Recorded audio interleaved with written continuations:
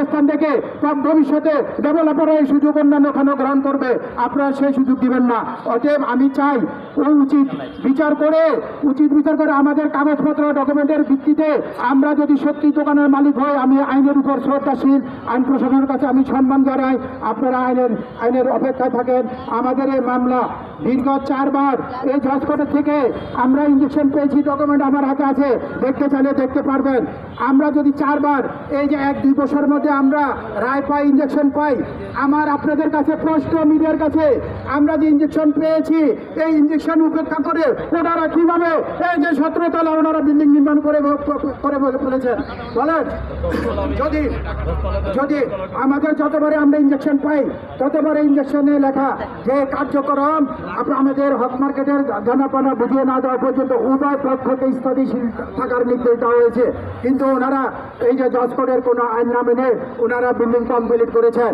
তারপরে কিসের পরে এই দেশে কি জনগণ কি বিচার পাবে না? দোকানদারকে এইভাবে অবহেলিত হবে? এই 73 জনের ফ্যামিলি কি মিথ্যা? এই 73 জন মুখের কথা কি মিথ্যা? সম্পূর্ণ মিথ্যার ঘর কোনো কিছু দাঁড়িয়ে থাকতে পারে না। সত্য মিথ্যা আপনারা অনুগ্রহ করবেন, যাচাই বাছাই করে আপনাদের মিডিয়াদের কাছে, আপনাদের আইন প্রশাসনের কাছে, আপনাদের ব্যবসায়ীদের কাছে, আপনাদের সকলের কাছে আমি বিচার জানাই। আমরা আমাদের দোকানদাররা যাতে অবহেলিত না হয়, সঠিক বিচার চাই। দেশবাসীর কাছে, আমাদের রাজনৈতিক নেতৃবৃন্দের কাছে, আমাদের অত্র যে 6 নম্বর এলাকার যে আমাদের এমপি প্রার্থী যারাই আছেন, এখানে আমরা কোনো রাজনৈতিক লোক না, আমাদের যে দলে আসে তার কাছে আমাদের বিনীতভাবে আকুল আবেদন, আপনারা সঠিকভাবে বিচার বিশ্লেষণ করে আমাদের এই দোকানটুকু আমাদেরকে বুঝিয়ে দেন। আমাদের দোকানদারদের এটা সর্বশেষ এমন দোকানদার আছে দোকান না পেয়ে এখন ফুটপাতে দোকানদারি করে জীবনযাপন করিতেছেন।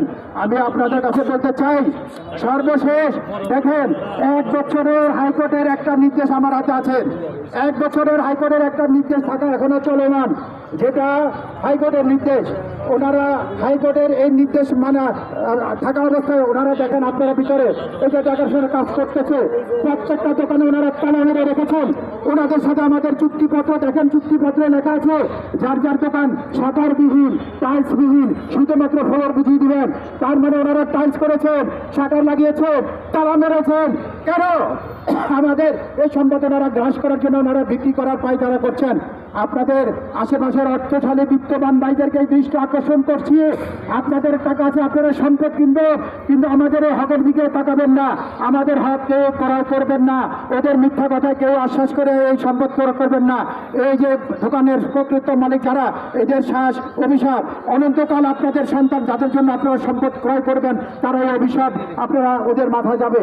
অতএব আমার বিচারযোগ্য নিষ্পত্তি না হওয়া পর্যন্ত